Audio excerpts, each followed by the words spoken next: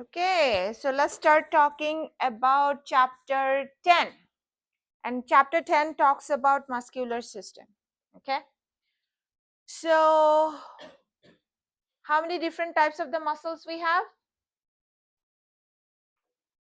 Different types of the muscle. 3, right? What are those? Skeletal, and then cardiac and smooth muscle. Okay, so this chapter specifically focuses on the skeletal muscle and looks at how muscle interact to bring about movement, criteria for naming muscles, and principles of the leverage.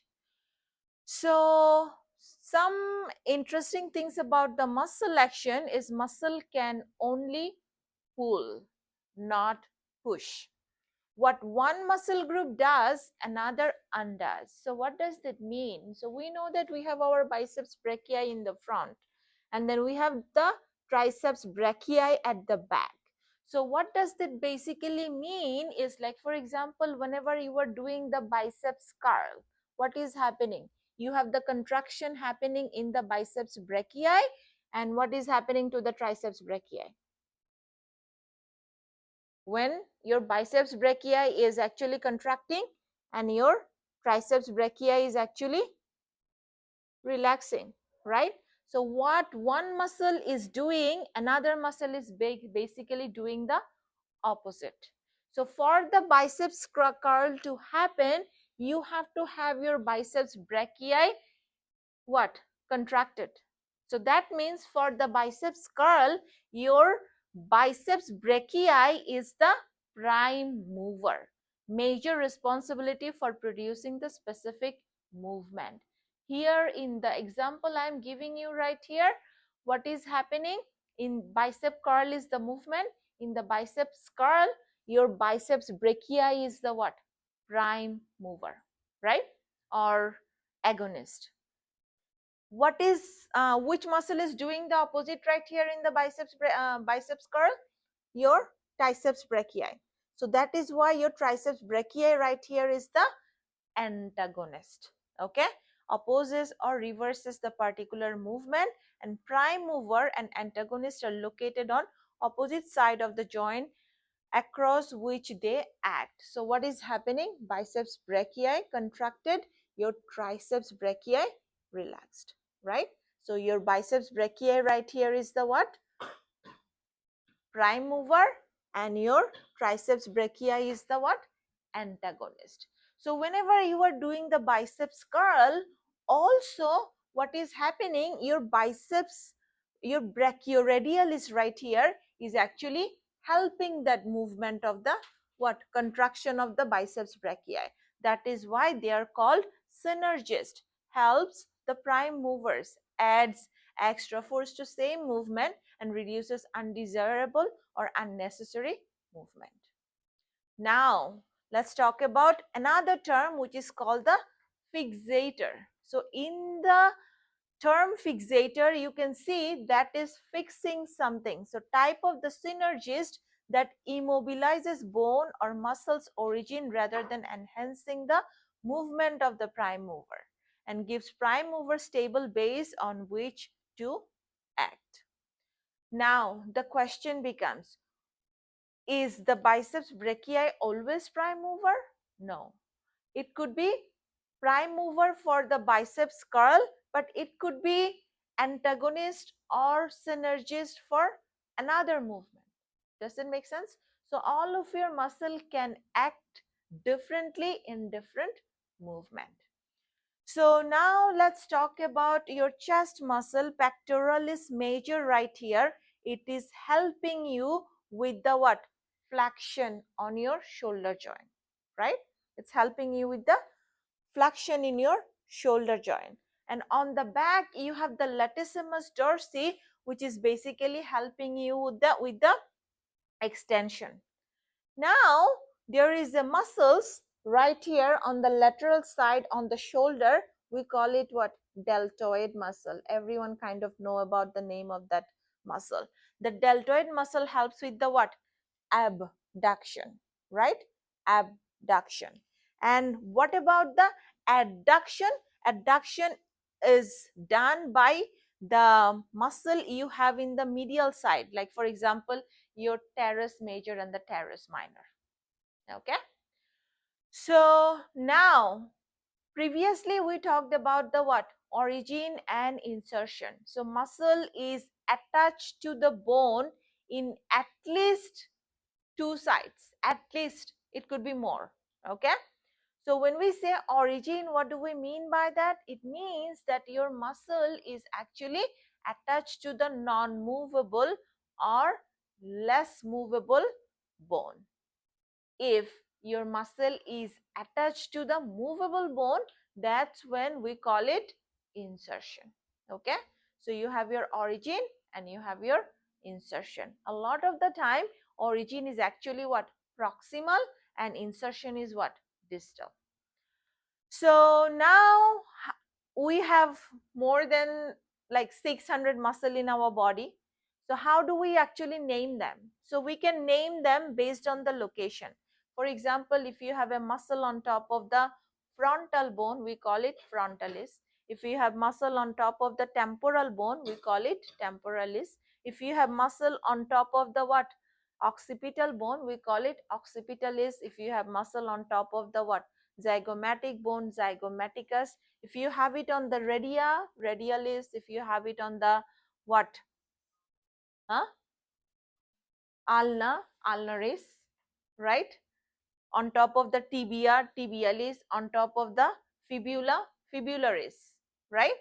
Okay, not only that, but also I want you to understand based on the location in terms of another bone. Like for example, we have the scapula right here, right? So there is the spine of the scapula. If you have a muscle on top of the spine of the scapula, we call it supraspinatus. If you have a muscle below the spine of the scapula, what do we call it? Infraspinatus, right? So now let's talk about the shape of the muscle. You can also name the muscle based on the shape. So for example, everyone knows there is the deltoid muscle. How does the deltoid muscle actually look like? It looks like a triangle, or it looks like a what? Greek letter delta. That is why your deltoid muscle is called deltoid based on the shape. Like here you have the trapezius muscle, which actually is making the what, triangle. That is why these are called the trapezius, and rhombus, rhomboid, right? Rhombus shape, rhomboid major, rhomboid minor, right? So now let's talk about the muscle size. So we have those muscles in our glutes, right? The biggest one is called the gluteus maximus, the one middle, gluteus medius, the one smallest, gluteus minimus. Similar to that, you can have muscle which are longer. We can call it longus, adductor longus. It can be short. We can call it adductor brevis. Adductor longus, adductor brevis. And then direction of the muscle fiber. Every time you look at the muscle, what do you see? It has a lot of what? Fiber. So what about the direction of the muscle fiber? So let's talk about all the muscle we have in our abdomen. If the muscle fiber direction is parallel to your midline, that is, what does the parallel mean? Rectus. So that's when we call it what? Rectus abdominis, rectus femoris, right? Because the muscle fiber is actually what? Parallel to the midline. Does it make sense? Yeah, okay. So now if you look at the deep core muscle, those are actually perpendicular to the midline, perpendicular to the midline. That is why they are called the transverse abdominis. Okay, and if you look at the some muscle fiber is actually what? Angular to the midline. So the oblique, right? The external oblique is going what? Downward. Internal oblique is going upward. Okay, So, yep, we have talked about like based on the direction of the muscle fiber. Now let's talk about the number of origin. So when we say the number of origin, so what do we mean by that? Your biceps brachii has two head. So biceps came from the word bi means two, and biceps seps came from the cephalus means two heads. If they have the two heads, we call it what? Biceps, and it is in the brachial region. That is why we call it biceps brachii. And triceps has how many heads? Three heads, and it is present on the what? Brachial region. That is why we call it triceps brachii. What about your quadriceps? Your quadriceps has the four heads, and we call it quadriceps. Femoris because on top of the femur. That is why we call it quadriceps femoris. Okay, so now let's talk about the muscle action. So when we say muscle action, what do we mean by that? Your muscle is helping you with the extension or flexion. So when we say extension, what do we actually mean by that? Extension means between the two bone you are increasing the what? Angle. When you are increasing the angle between the two bone, you call it extension. When you are decreasing the angle between the two bone, you call it flexion. So if the muscle helps with the flexion, we call it flexor muscle. If the muscle helps with the what? Extension, we call it extensor muscle. Like for example, if you look at the extensor carpi radialis. Why they are called extensor carpi radialis longus? The reason they are called extensor carpi radialis longus is because extensor helps with the extension in the wrist joint. And what about the carpi? Attached to your carpal, and then radialis on top of the what? Radius. And then when we say longus, they are what? Long, long. That is why they are called extensor carpi radialis longus.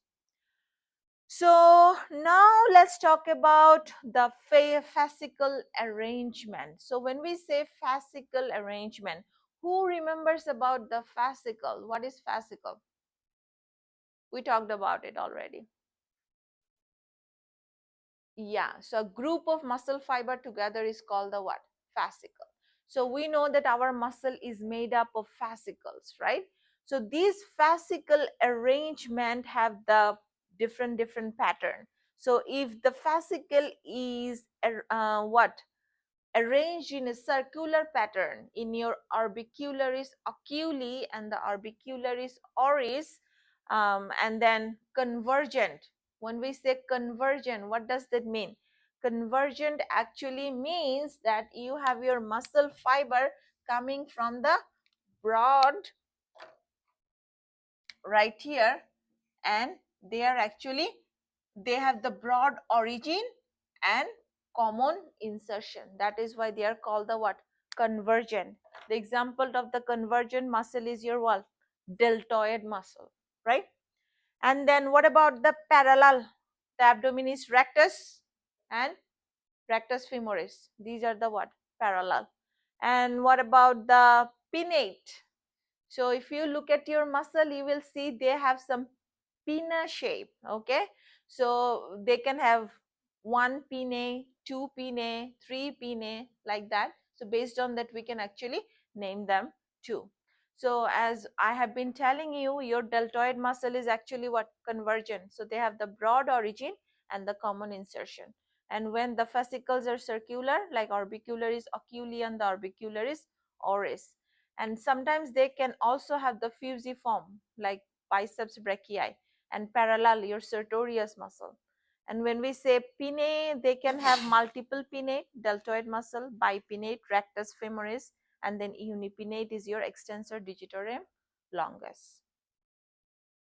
Okay, so we already know about the circular and the convergent. So what is the example of the circular? Orbicularis oculi and the orbicularis oris. What about the convergent? Your, yeah, deltoid pectoralis major. They have the broad origin and the common insertion. And what about the next one is the parallel, your longest muscle, right, in your body. What is the longest muscle in your body? Sartorius. Sartorius. And what about the pisiform, spindle shaped muscle with the parallel fiber? Biceps brachii. So we know about all those now. Let's talk about the pinnate. As I told you, when we say pinnate, short fascicle attached obliquely to central tendon, running length of the muscle. So they can have three forms: unipinnate, one pinnate, and then bipinnate, two, and multipinnate, more. So when they have unipinnate, example is the what? Extensor digitorum longus. And then bipinnate, your rectus femoris, and multipinnate deltoid. So when you look at it, you will actually understand. So this actually is called the what? One pinnae. Like this one has one. That is why this is unipinnate. And this one has two, bi, and this one has multiple. That is why this is called the multipinnate. So now we have talked about the fascicle arrangement already. So fascicles also determine the muscle's power. So long fiber more parallel to the long axis, short and more, usually not powerful. But power depends on the number of muscle fiber. The more muscle fiber you have, the more power you have in your what? Muscle. When we say powerful, what does that mean? They can actually shorten very well. Okay, so now let's talk about the liver system. So most skeletal muscle move using the leverage. So when we say the liver system, I want you to actually visualize, like if you have you ever looked at the scissor, right? Why do we actually make scissor, right? So think about it, so that we can actually work efficiently with that, right? Cut things efficiently with that. Have you ever looked at the seesaw? What's happening in the seesaw? Why do you have that fulcrum in the middle, right? So that you can easily pull the what? Load with very less effort, right? So your muscle actually works in that specific way. Okay, so you have the fulcrum. We usually mean by the fulcrum is the what? Joint is your what? Fulcrum. And then when we say effort, like the muscle you are trying to lift, that sorry, the muscle you are trying to lift is called the load, and the muscle is putting the effort to lift that thing is called the what? Huh? Effort. Like for example, whenever we are, like for example, I'm trying to lift this. I'm trying to lift this. So this is my load right here, and this is my what? Fulcrum right here, and effort is where? My effort is giving that biceps brachii, right? So now in the liver system, your rigid bar that moves on a fixed point called the fulcrum, usually the joint, and effort is the force applied to lever to move resistance, and load is the resistance moved by the effort. So why do we have to use the lever? What is the advantage of it? The advantage is whenever you have your load which is very, very close, but you are putting the effort from the far, you can actually easily, with less effort, you can actually what? Lift the load very easily. That is the mechanical advantage. Small effort can move large load. However, what is the mechanical disadvantage? When your load is far, but your effort is what? Close to the fulcrum, what is happening? You have to put actually more what? More effort, right? Load moved rapidly over large distance offer wider range of the motion. So what is the basic principle of the lever? So effort further than the load from the fulcrum, lever operates at mechanical advantage, and effort nearer than the load to the fulcrum, lever operates at the mechanical disadvantage. So as you can see, this is the mechanical advantage because your load is close to the fulcrum and your effort is actually what?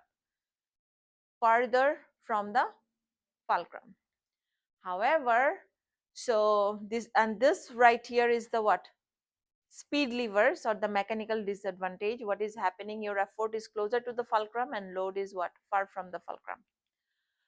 So now, based on the location of the fulcrum, load and effort, your muscle can be divided into three different types. The first one is called the first class lever. So when we say the first class lever, that is the most common one because your fulcrum is between the load and the effort.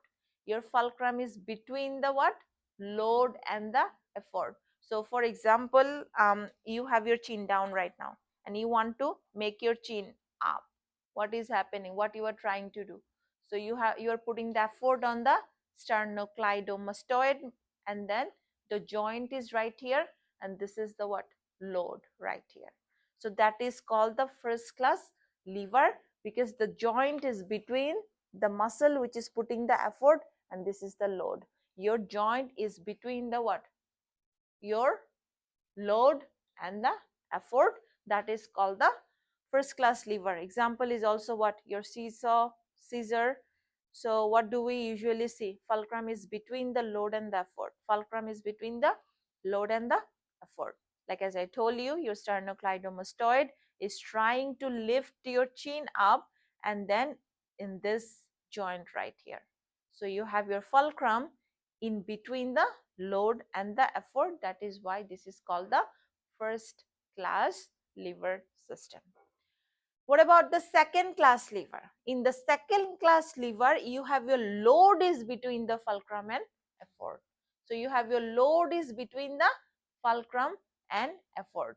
Like, have you ever tried to standing on the toes? What is happening in the standing on the toes? What you are trying to lift here, right? And which one is the fulcrum right here, and where you are actually putting the effort? So think about that, right? For example, is the wheelbarrow. So in the wheelbarrow, you have the fulcrum and load in between the fulcrum and the effort. So every time you are trying to stand on the toe, what is happening? This is the fulcrum, this joint right here, right? Metatarsal, this is the metatarsal and phalanges, right? This joint right here. And this is the load. You are trying to lift your what? Ankle, and where you are putting the effort? This muscle right here, right? So you have your load in between the fulcrum and what? Effort. That is why this is called the second class lever system. What about the third class? In your third class, what is happening? This is that biceps curl. When you do the biceps curl, the effort is right here. You are lifting this right here. So load is right here. Effort is right here. This is the joint, right?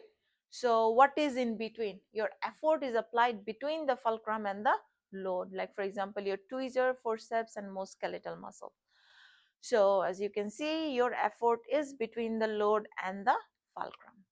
So in your biceps curl, you have your effort in between the load and the fulcrum. That is why this is called the third class lever. So we do have more than 600 muscle in our body, and they have different function, and they're grouped in different location as well. So now you guys already know about so many of them, right? How many you already know? Everyone knows about the frontalis, yeah? Everyone knows about the orbicularis oculi right here, yeah?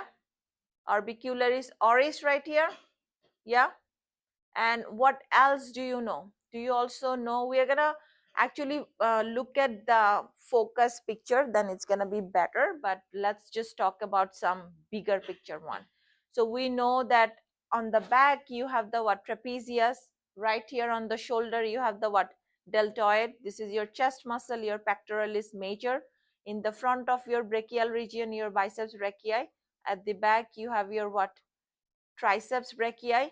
Right here is your what? Brachioradialis. We know that we have our radius on the what? Thumb, right? So this is the what? Brachioradialis. And then do we know about all the one present in the abdomen already? Yes, right? Everyone knows about the rectus abdominis.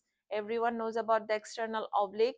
In this is the what? Internal oblique. And then in between your, this is the serratus anterior. In between your rib cage, you have three layers. Number one layer is called the what? External intercostal, internal intercostal, and then the innermost intercostal, right? So this is the big picture. uh, so in your thigh you have this longest muscle right here. This is the sartorius, and this right here is the quadriceps femoris, has the forehead. They are actually four different muscle, right? We are gonna actually talk about all of them, but nobody tried to tell me about this muscle right here. Very important lower leg muscle at the back, right? What? Gastrocnemius and the soleus muscle. So we're going to look at the big picture, then you will understand better. So from the back, you have this really big muscle right here, trapezius. Everyone knows that. These big muscles are called the what? Latissimus dorsi. The big muscle on your glute, the gluteus maximus and gluteus medius right here. And these two are the what? Gastrocnemius. And this one is the what? Your soleus muscle. Okay. So now let's focus on the what? The face.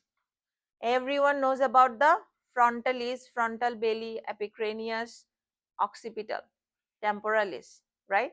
Orbicularis, oculi, orbicularis, oris, and then you have this muscle on top of your zygomatic bone. We call it zygomatics. There are actually two, zygomaticus minor and the zygomaticus major. The muscle help you with the smelling right here, rhizorius muscle, and then this muscle help you with the chewing, that is your masseter right here. And then mentalis, a lot of you told me the mentalis on the what? Mandible. And then you have the depressor. I'm not focusing on the one which you don't have to focus on actually, but you have this big muscle right here which help you with doing this, right? This one, this is the what? Platysma, very flat muscle. That is why they are called the what? Platysma. And this sternocleidomastoid is attached to so many different things, right? Sternum, and then clavicle, and then your mastoid process. That is why this is called the sternocleidomastoid. Similar to the sternocleidomastoid, inside you also have the sternohyoid muscle that is attached to your what? Sternum and the hyoid bone right here. Okay. So now your zygomaticus major help you with the what? Smiling. Orbicularis oris, the pucker. Your mentalis help you with the what? Pout. And then your platysma, tense neck, right?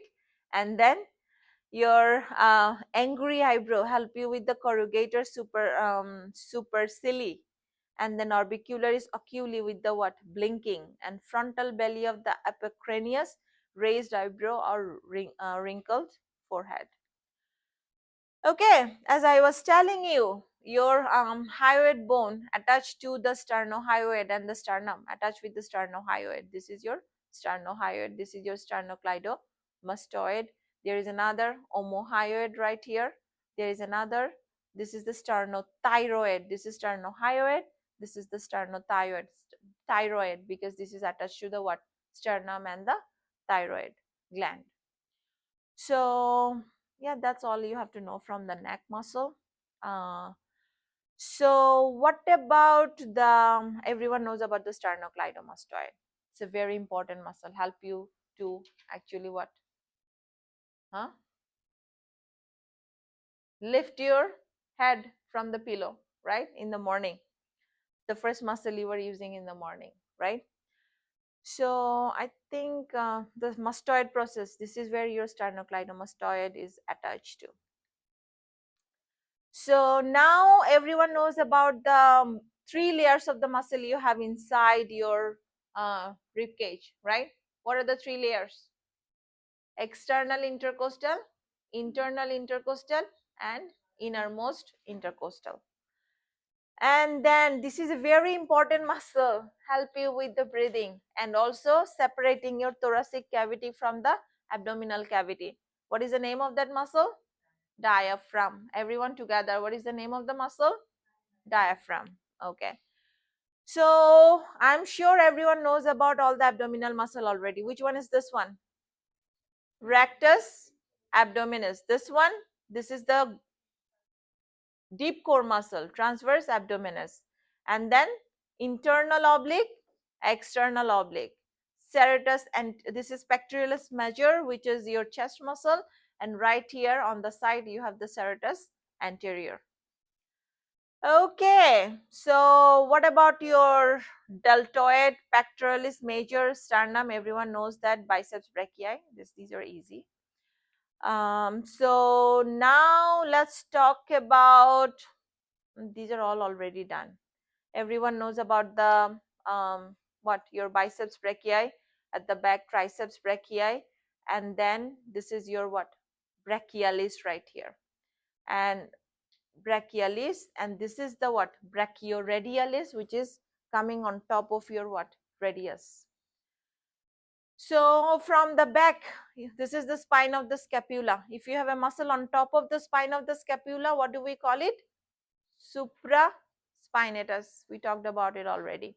And if you have a muscle below the spine of the scapula, what do we call it? Infraspinatus. Okay. And then from the back in your hand, you get to see the what? Your triceps brachii. And then this is your what? What is the name of this muscle? Help you in this during the swimming. Latissimus dorsi, right? Okay. So now everyone knows about your biceps brachii, your brachialis, coracobrachialis, and this is the subscapularis. Now we know all of this already. I'm not going over them anymore. We know all of this already, right? Yep. So what about the muscle in your forearm? So right on top of the what? Your radius, right? Radius, you have the what? Brachioradialis, and on the side, which is attached to your what? Like extensor carpi radialis longus, which is attached to your carpal. And then you have the biceps brachii, it's on the what else do you have to know? Palmaris longus, long muscle. So it's going to the palm, that is why this is called the palmaris longus. Flexor digitorum superficial. The reason this is called the digitorum, because this muscle is going toward your digits, fingers, and also this is what helps you with the flexion. So I think the important one, I already talked about all of those, so I'm not going over like all of them. But do you remember the what type of joints that you have here, and what type of joints you have in between the what, phalanges in your other fingers, and um, what type of joints you have in the phalanges and the metatarsal in your thumb? Remember?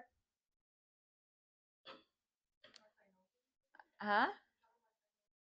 So there are different type of the synovial joint. So just to let you know, in your exam today, I did ask question about it. So make sure you know, okay? So what type of joints do you have in your, what type of synovial joint do you have here? Hmm? What type of synovial joint you have? Huh? Ball and socket. Yeah. What about this one? Hinge joint. Very good. And what about this one right here?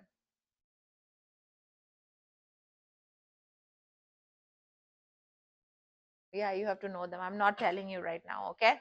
So make sure you know. So that is why you can actually do the bend your medially across the palm, and then you can also point them laterally. You can also do the abduction and the adduction, and also you can do the opposition. So now let's talk about I think the important one is already yeah. Now let's talk about the muscle in your actually in your leg, right? So we know that the quadriceps quads. So quads have the what? Four different muscle, right? So the one on the lateral side, we call it vastus lateralis. The one in between the lateralis and medialis, we call it vastus intermedius. And the one on the medial side, we call it vastus what? Medialis. I want you to know that these are